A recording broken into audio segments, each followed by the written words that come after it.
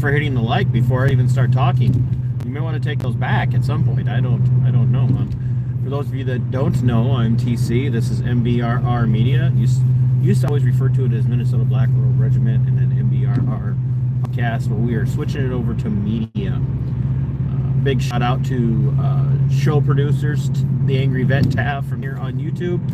I'm Mav from over at Subscribe Star. If you guys want to support the show, make sure that you are doing that via YouTube if you're okay with that, or you can go over to Subscribe Star Minnesota Black Robe Regiment and pick a level of support there. Top level supporters get show producer credits, and a big shout out to my anonymous show producer who has given a great gift but does not want to be named, and I understand why that person is like that, and that's perfectly okay and acceptable with me. To all of my channel mods, all of the other subscribers, all of the channel members at the various levels, thank you so much for everything that you do. Make sure that you are sharing this one out. Big shout out to my friend Georgie from the Wilburns, who recently hit 500 subscribers. She got herself monetized, and she has already, in less than 2 weeks, has jumped up to over 800 subscribers. The girl is on fire, and she is going to blow me out of the water. She is going to hit 5,000 before I do at this rate, and that's not an exaggeration. I am on my way to 5,000. Most of you know I just hit 4,000 back at basically the beginning of December, and Georgie, the way that she's growing, is going to shatter my growth rate. So if you guys haven't paid any attention to what Georgie does over at the Wilburns, you need to tune into her work. I'll be on with Georgie a week from Saturday to do a show about Sonia Massey from Illinois and what happened to her. I think it was basically midsummer, early summer of 2024. It's a very tragic story. There's no happy ending to that story at all. But, and I'll be on there with Skipper, my co-host from Veteran Nation. So if you're into veterans issues and you like to hear conversations about veterans issues, I do a regular Veteran Nation live show with Skipper, and I co-host that. He thinks he's the funny one. Everybody knows that I am the funny one. So hit the like button here, by the way. Hit that thumbs up. Hit the subscribe button if you haven't, and share this out. So what, oh, and by the way, my chicken streams, I've been having trouble with them. I had a great week last week with them being up. I think one day YouTube took them, 2 days YouTube shut it down.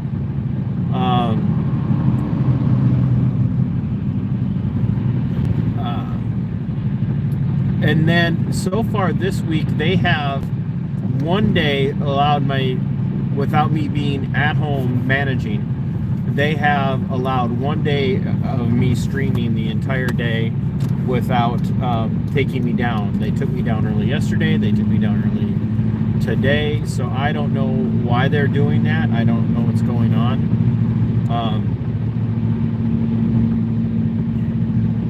And I'm frustrated. I wish I could figure out a way around it.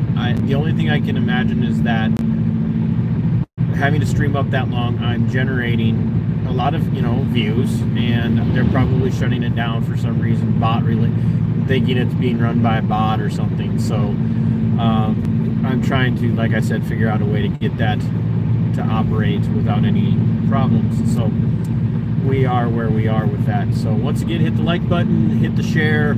If you haven't subscribed yet, and do that. And if you are subscribed and you want to support my content, we could take everything you want to do by way of support. Let's get into it. So history lesson time, right? Now, I know my audience pretty well. I know a lot of you are deeply philosophical. I know a lot of you are kind of history buffs to some degree or another. A lot of you are current events fans, which is great too. I pay attention to current events as well.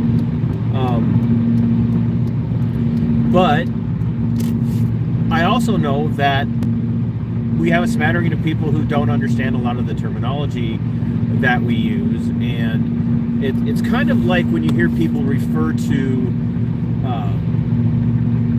the French Revolution and the Marie Antoinette statement of "let them eat cake," and that has come to describe in the minds of low info people a statement from the bourgeoisie, right? And by the way, I hate that phrase bougie. I hate the fact that it's being normalized because it's short, obviously, for bourgeoisie, right? And people are saying, oh, that's bougie, and they're using it to say, oh, that's really fancy, or, you know, that's pretty, you know, that's kind of high society stuff. But the reason that I hate it is that it's normalizing a word that was actually used to drive division between the classes during the French Revolution. So the French revolutionaries, and by the way, the French Revolution was a horrible thing. It was not inspired by the American War for Independence. Do not let anybody fool you. There is absolutely no historical link between the American War for Independence and the philosophy and the politics that drove the French Revolution. The American War for Independence was not a revolution, and I keep promising all these different topics I'm going to come back and touch on. But the American War for Independence was not a revolution. We have to stop referring to it as a revolutionary war. It was not a revolution. It was literally a war of secession, a war for independence. The French Revolution was literally a revolution, and revolutions are, by and large, without fail, bloody and evil.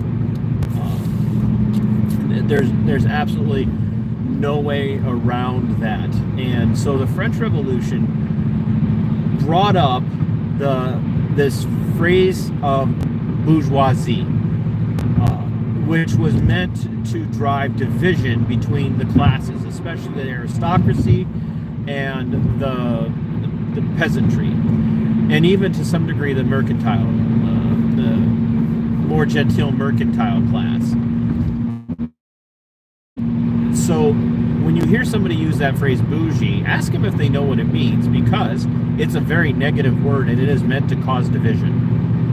And so Marie Antoinette also is often quoted as saying, oh, let them eat cake. And that was not her being flippant about the plight of the French people, the peasantry, and the fact that the country was going broke. It was a statement from Marie Antoinette saying, let them eat. And it wasn't cake, by the way. Basically what it translates into is let them eat bread. And Marie Antoinette was communicating, like, I understand they have a plight. Why can't we feed them? Let's give them bread. Let's give them what they need to eat. Let's supply for them. The problem is that everybody got mad at Marie because they felt she was disconnected. Well, of course she was disconnected. She was the wife. She was the queen. She was, you know, part of the throne of France. Her and her family were catered to as the French aristocracy. She isn't going to understand that giving them bread is not just something that is going to happen. It's like watching. I think it might have been George Bush, George H. Bush. Bush number one. I think it was him that went in and saw grocery store clerks using scanners during either his campaign for presidency or while he was president, and he was amazed at the technology. Right, this was everyday technology by then. These scanners that they were using were pretty much everyday technology in most grocery stores, and George was just astounded. He thought this was like just the neatest thing in the world and could not believe how efficient it was. Is that his fault? No. Like, he's disconnected from society by the role that he had having been vice president, having been the head of the CIA and other roles. It was literally impossible for him to have a grasp of what was going on. He just didn't understand what grocery shopping was and what it looked like for the average American. So he was just absolutely astounded. And that was kind of the case for Marie Antoinette. And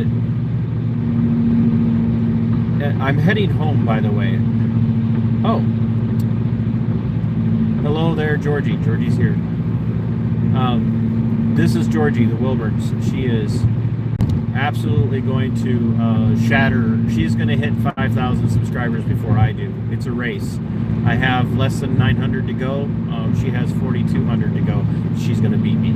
But anyway, back to history. So a lot of times we'll hear people refer to these different historical phrases completely out of context with no grasp of what they mean. It's like the phrase shots. Give me 2 shots, or give me a 2-finger shot, or 1-finger shot, or a 3-finger shot. Well, a lot of people don't know historically where that came from. In the settling of the American West, a lot of people didn't carry coin. They didn't carry a lot of gold. They carried commodities, and they would trade and barter for commodities. And so people would show up into these cow towns or these mining towns or railheads in different places, and they would go in and they would be parched and they would want a shot of whiskey. They would want a pour of whiskey. And not having a lot of money, but having commodities, a lot of cowpokes, what we call cowboys, highwaymen, traders, coachmen, stagecoach security guys, they would have things like pistol rounds or revolver rounds. And they would say, oh, give me a shot. And then they would put a load for, a 44 or, a 31, whatever caliber they had. They would give them a round of ammunition to get a shot of whiskey or rye. And that's where the phrase, give me a shot, came from. Because you would give them a shot to get it. So we have no concept, no context for where these things come from. Let them eat cake. Oh, that's bourgeoisie. Oh, give me 2 shots. And then here's the one I want to talk about: bread and circuses.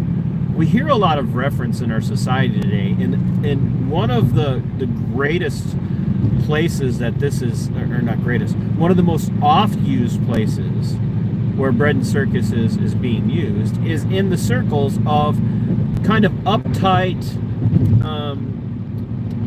late-stage boomer culture individuals, especially kind of your normie cons, will refer to the younger generations of, oh, you guys are just always bread and circuses, always bread and circuses, always being entertained, always being entertained. You always got to have something to entertain you. You don't know what it's like to not be entertained. Well, a lot of the people that use that phrase have no idea what bread and circuses means and where it comes from. And while it's an apt use, TC's etymology is incorrect.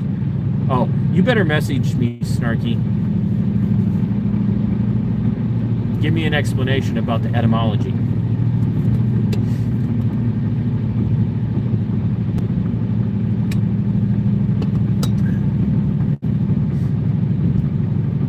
Bourgeoisie. Are you talking about bourgeoisie? Or are you talking about shots?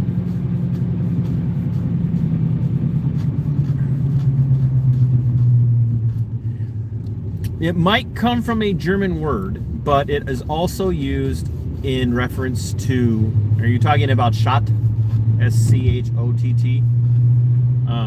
But it was also used in the settling of the Western culture, or of the American West. And they would ask for 2 shots, and they would give them bullets. But got to go do your verification process. Okay. So anyway, so bread and circuses.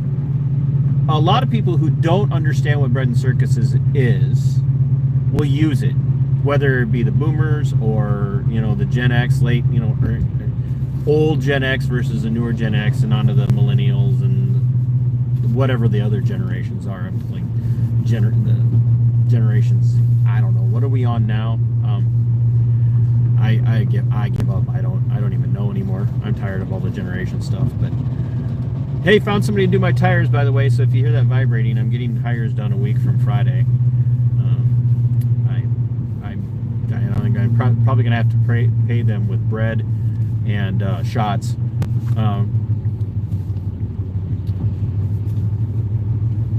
But yeah, anyway, we're back in Alpha. No kidding.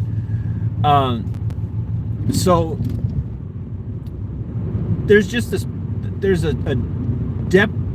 deprivation of understanding about phrases historically, where they come from, and some of them are important, some of them aren't.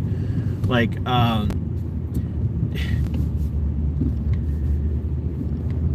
what's another one that people use, and it doesn't really matter. I can't think of it, but understanding the history of something like bread and circuses is incredibly important, especially this time. And so when we go back to the history of that phrase and where it arose from, was the late stages of the Roman Empire. So we've had different empires. We had the Babylonian Empire, we had the Persian Empire, we had, even for a while, a Greek Empire, in as much as it existed. There was, the Mesopotamians, the Egyptians had somewhat of an empire. It was great at their time. Even Israel had a bit of a kind of a lack of terminology. The Israelites had a bit of an empire going as well. There was a lot of expansion going on. So there have been empires throughout the history of man's rise. And some of them have been, great for a long time. Some of them were short-lived empires. Look at the line of the Chinese Empire, emperors in the Chinese Empire. It went on for multiple dynasties, multiple dynasties. The same with, as small as Japan was, it went on for a long time. But we have, especially in Western culture, we have kind of a mindset of something. We know of the English Empire, that was at one time referred to as the empire on which the sun never set. The English Empire spanned the globe so completely that the sun was always shining on some segment of the English Empire, and that went on forever. I mean, the English had an empire even beyond what people can imagine, and some people would even argue to some degree that the English still have somewhat of an empire, but because they have territories that are still, and even countries, Canada and Australia, still, swear their vassalship to the monarchy of Great Britain. But up until the English Empire arose, even the Holy Roman Empire, which was not Roman-esque, it was a reference to the influence of the Roman Catholic Church. Even the Holy Roman Empire was not as insurmountable as the actual Roman Empire was. The Roman Empire spanned centuries and centuries and centuries. And it spanned really two epochs. It obviously started well before, and I still say AD and BC. It started in the BC era, and it ended well into AD. Well into AD. It was going strong for hundreds of years after the year zero. So we're not talking about a brief span of time. We're talking about with the Roman Republic and the Roman Empire being as large as it was, something that was foundational to the settling of the West, the building of roads and whatnot. But along with that, with the expansion of the Roman Empire, not only were they running into battles and fights throughout that entire time and the internal struggles, they also were bleeding out money. And as the empire began to collapse, and this is a really, obviously I would recommend that you study Roman history because it's very important to everything that we have going on in the United States today. But, so this is a very brief synopsis. As the Roman Empire began to collapse, as it overextended itself both financially, fiscally, economically,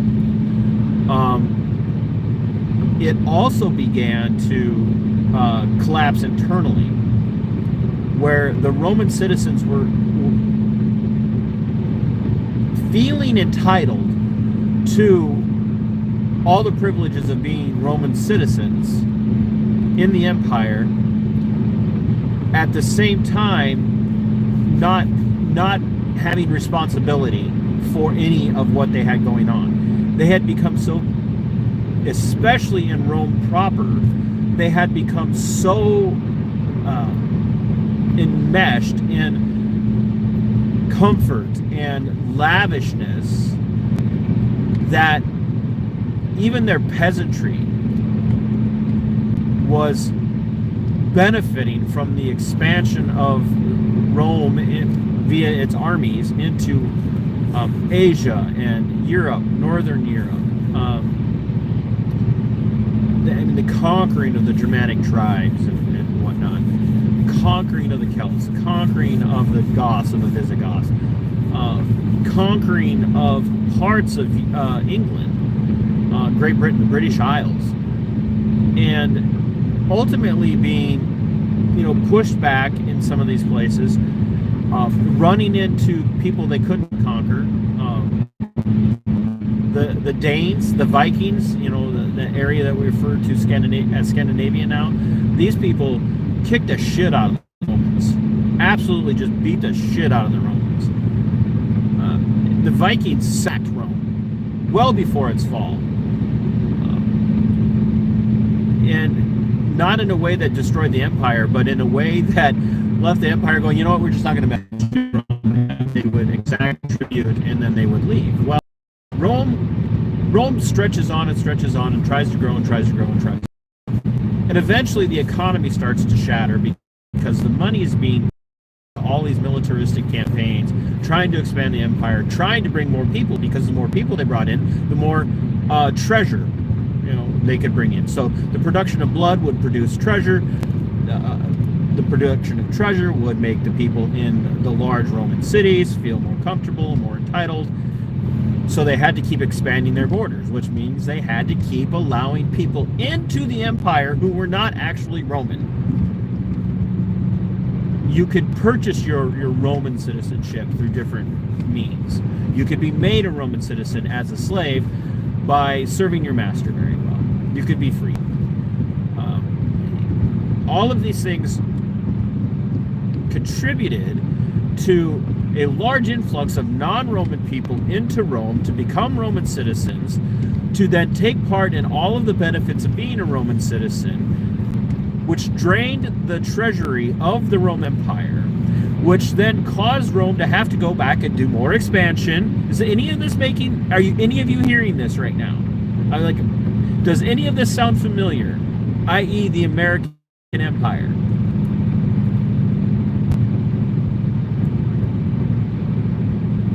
And eventually, to placate the people who were starving, they began to starve. In their pursuit of lavishness, they began to starve. They began to suffer the economic and daily hardships of being a poverty-stricken empire whose only means of production was conquering other lands, making them work for them.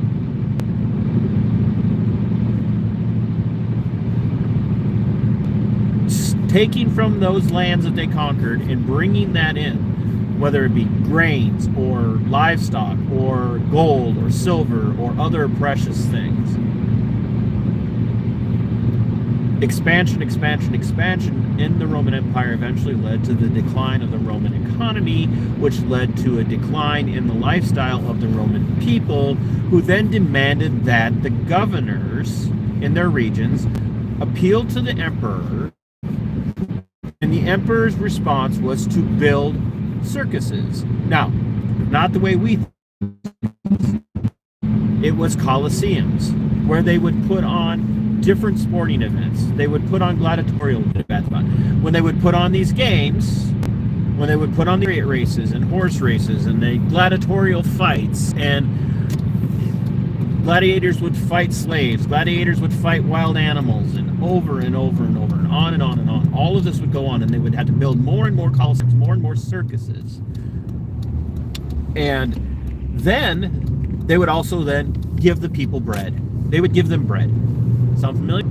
Let them eat bread. Let them eat cake.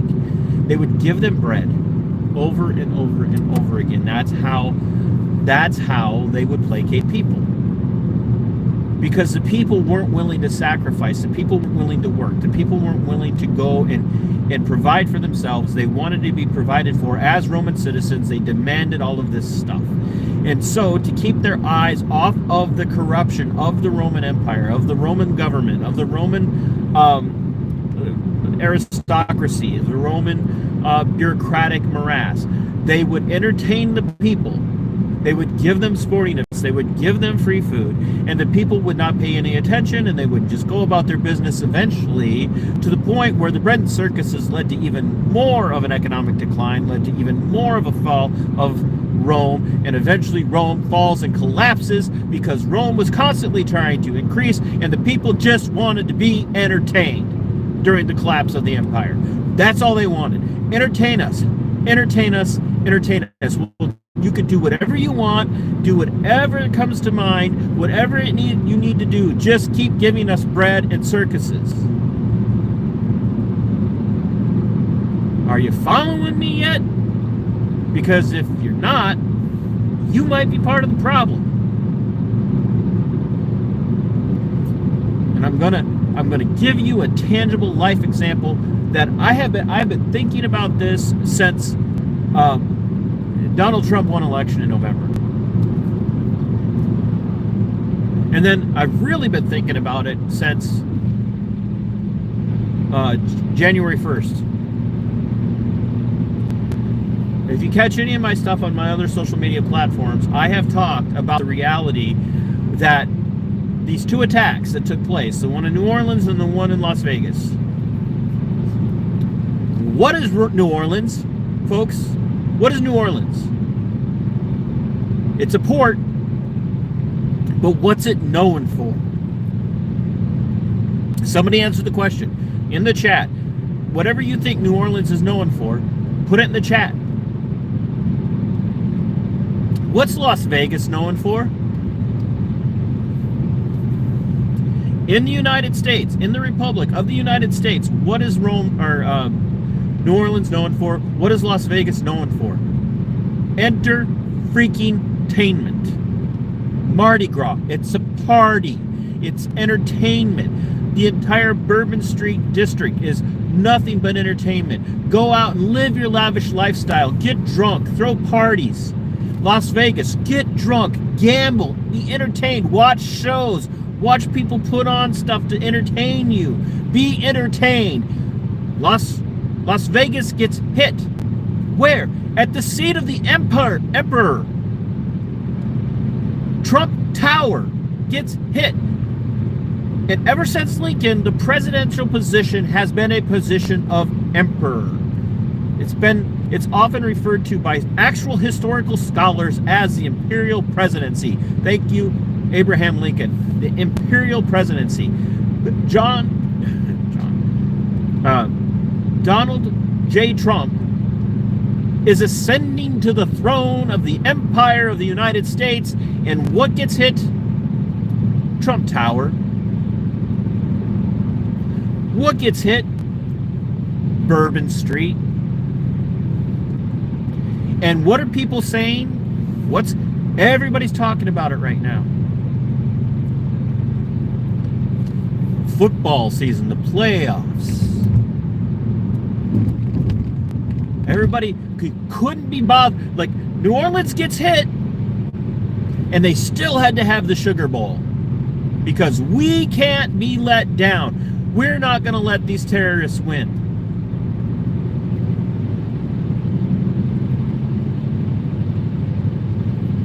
Think about that. Steep in that. Stew in that. These center points of American entertainment. You can't get any more entertained. And Las Vegas offers like it all. Gambling on sports. You can gamble on fucking elections now. Did you know that? It's legal to gamble on election outcomes in the United States. Which is fine. I have no problem with that. Liberty to do it. As long as you're not hurting anybody, let it be.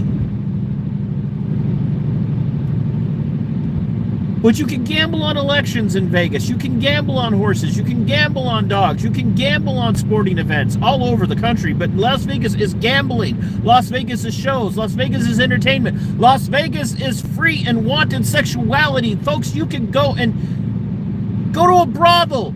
No shame. No nothing. Gay brothel, straight brothel. Brothel for whatever your fancy might be. Prostitution is legal. Guess what else? Prostitution was legal. Where? In Rome. Entertain us. Give us our bread. Give us our circuses. We don't care what's happening. Just make sure we have our entertainment. Just make sure that we have all of these things so that we can be entertained, so that we can be comfortable, so that we can live this lavish lifestyle. God forbid that you have to go out and buy a dozen eggs right now, or try to find some chicken in your store that you can afford. It used to be the most affordable thing. You could buy a dozen eggs and a loaf of bread and a gallon of milk, and if you had to, you could feed your family of 4 on that for 3, 4, 5 days. French toast for one meal, scrambled eggs for another, fried egg sandwiches for another. You could, good luck. But entertain us. Give us our bread. Give us our circuses. Don't let our football games be interrupted. And here is where I get pissed. Pointed out today, if you guys don't know, Los Angeles is on freaking fire. Now, some of you are saying, who cares? It's Los Angeles. It's California. I give a good goddamn. Because we're going to have to pay for that. And there are people coming out saying right now, these fires that are burning up entire communities in the Los Angeles metro area, clearly arson. What's in Los Angeles, folks? The movie freaking industry, most of the music industry.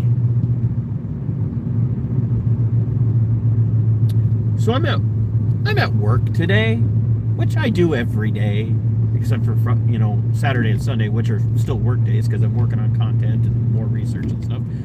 But I'm at work today, and I'm saying to a couple coworkers, are you guys paying any attention to this? What's going on in Las Vegas or in Los Angeles? Los Angeles is on fire. It's burning. One of them makes a joke. Who cares if it burns down? I care because they're going to take my money to send it out to California to pay for all the damage to help people recover.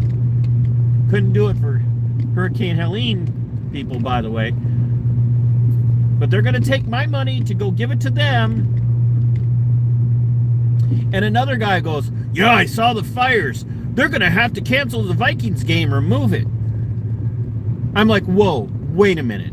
That's your takeaway from Los Angeles being on fire. Is your precious Vikings might have to play in a different stadium than you were hoping they would have to play in. I said that to him. I'm like, are you kidding me right now?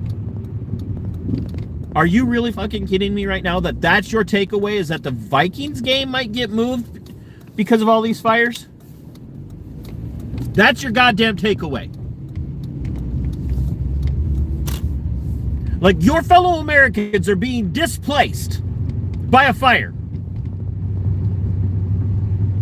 Your fellow Americans are suffering. Your fellow citizens of the Republic of the United States are suffering. Their city is burning down around them, more than likely started by arson, and I'm not making that as a political statement. I'm not saying that the government did it. I'm not saying that. But more likely these fires are intentional, started by someone for some reason. Your takeaway is that the Vikings game might get canceled or moved. And that might affect their ability to play, because it might throw them off. That's literally, and he goes, yeah, absolutely, because I care about that. I bet on these. I bet. And this is what I've been thinking about. As we go through all this crap that we're going through in our country right now, wondering at all about, like, the political, philosophical perspectives of our nation, and whether or not Donald Trump is the right guy for the job, whether he's won or not. Say what you want, and I got more content coming out about some of this. You can hate John, you can hate Biden, you can hate Donald Trump, you can, whatever the case might be. I don't really give a damn.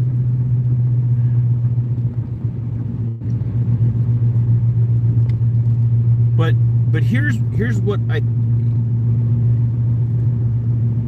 literally, our country is burning down around us.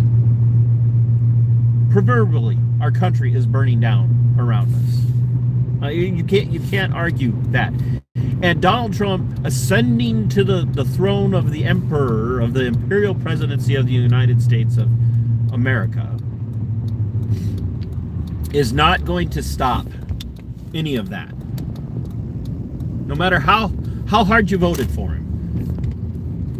This is not going to course correct on January 20th, folks. It's not course correcting on January 20th. It didn't course correct on Monday when he was certified by his opponent that he trounced. It's not going to course correct. People are still going to want to be entertained. And so I asked this coworker, I said, can you name the Vikings starting lineup? Well, yeah, of course. But he started to name off. I said, can you name off their defensive line? Yep.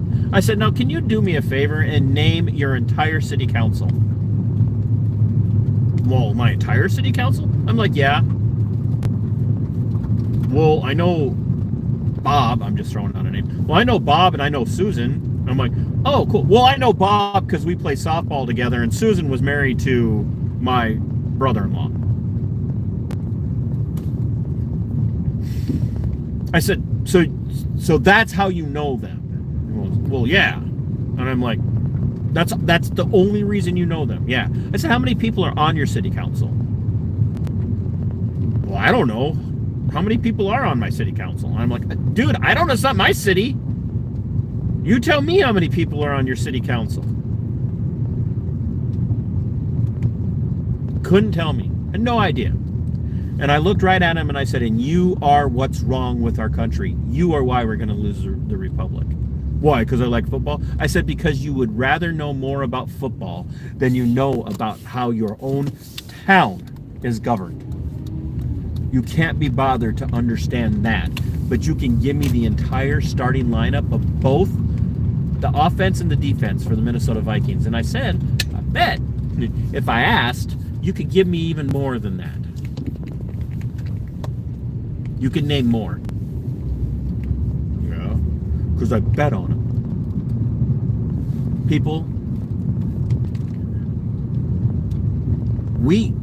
I know that my constant refrain in all of my content, for the most part, is some version of think local, act local.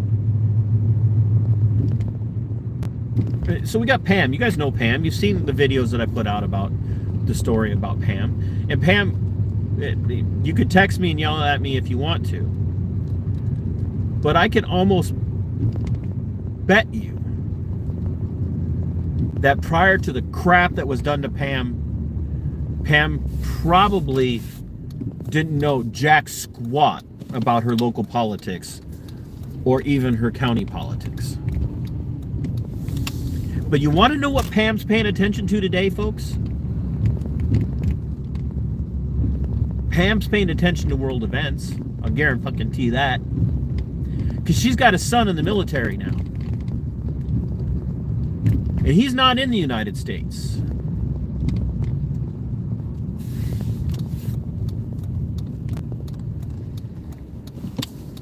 He's sitting in another country right now that may or may not border Ukraine.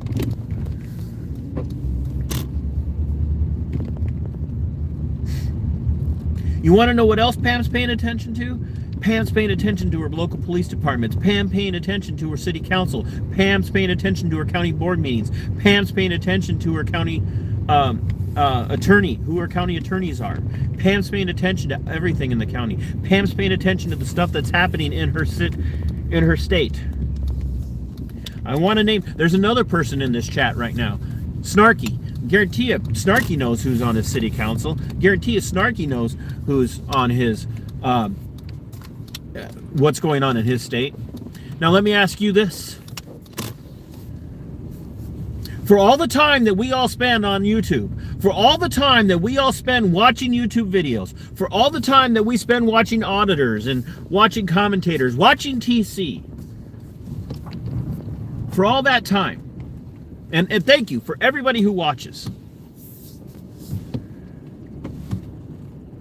For everybody who watches my content and other content. For all the time that you spend watching me rant and rave about how bad corrupt government is. For all the time that you might spend watching Skipper and I, or just Skipper over at Vet Nation.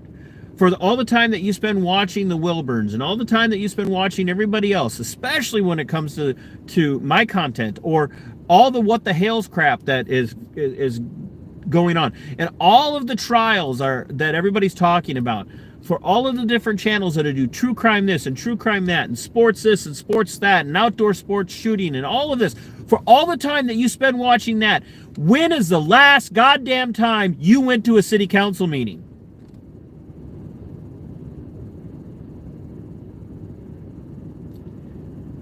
This is for all of us.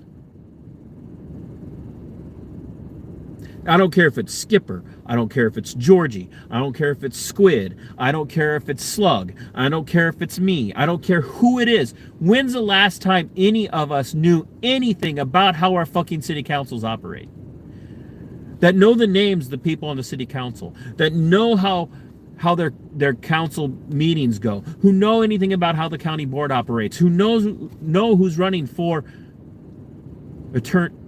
county attorney or district attorney, or who know anybody who's running for office anywhere outside of a friend who might be running, or because they have an R or a D behind their name.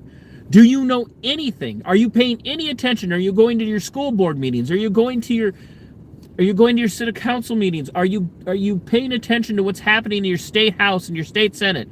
Are you paying any attention to any of that? Do you know who your secretary of state is? Do you know who your county auditor is? Do you know what your county auditor does? Your county auditor oversees all the elections in the county. Do you know who your county auditor is? If you're so wrapped up in watching all this other shit, I don't care what it is, but you don't know any of these questions, you need to get off of YouTube, you need to get off the TV, you need to get off the couch, and you need to get involved in what's going on locally, because you're part of the bread and circuses problem. That goes for me. I'm pointing the finger at myself. And if you watch national politics, but you don't pay any attention to local politics, bread and circuses for you too. Because nationally, as much as we talk about how powerful the president is, that's the reason why the president is so powerful, because you've been conned into thinking that's what matters. Who sits in the White House, and who sits in the House, and who sits in the Senate, and who's in the SCOTUS. None of that shit's important if you don't have control of your local government. None of that shit matters if you don't have the ear of your city council member and the ear of your mayor. Because that's where it matters. That's where the impact the effort has the most impact. Am I chastising you? You goddamn right I am. When's the last time you paid attention to who was running for sheriff in your county? Or did you just see there was somebody that's been a deputy or a cop for the last 25 years and he must be a good guy, so I'm going to vote for him? When's the last time you had a candidate for office come sit on your couch and explain to you why they're the right person? When's the last time you asked them hard questions? Our current sheriff, he's been in my house. He sat on my couch. I asked him hard questions. I asked him about qualified immunity. I asked him about his view on civil asset forfeiture. I asked him about permits to carry and whether or not he thinks we should be a constitutional carry state. And the guy that he was challenging, I had him on my couch as well. Asked the same questions.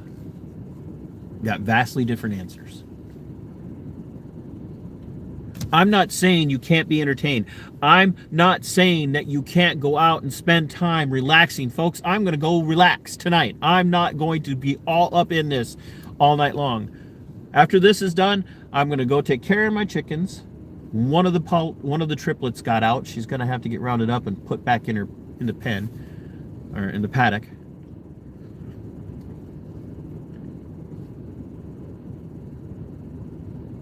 I'm going to take some downtime. I'm going to make me some dinner, and I'm going to sit down, and I'm going to watch something entertaining for a while.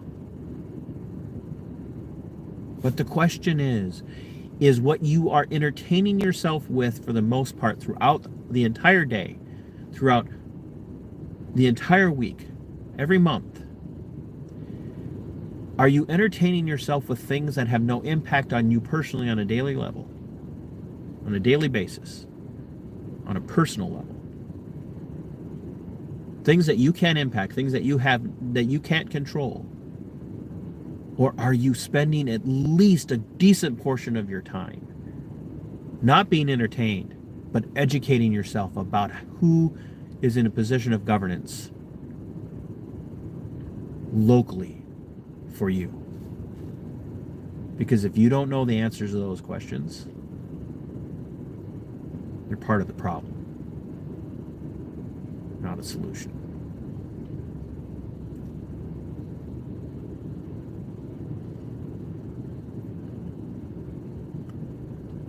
I know it's hard. I know it's not fair of me to dump this on people and act like I've got it all figured out, because I don't. I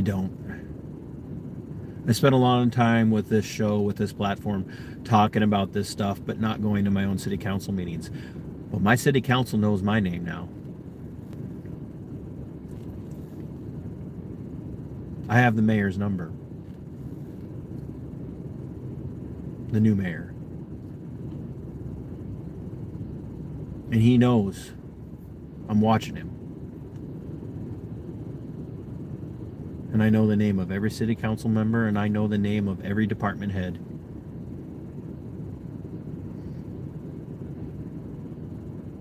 It's your turn. That's how you fight. Stop being entertained. Stop being fed. Get away from the bread and the circuses. Get your ass involved. Actually involved. Because that's how you fight for your liberty. Because it is yours. It's how you fight for your liberty. Because it belongs to you. And that gives you the opportunity to say to those who want to be tyrants, Sic Semper Tyrannis.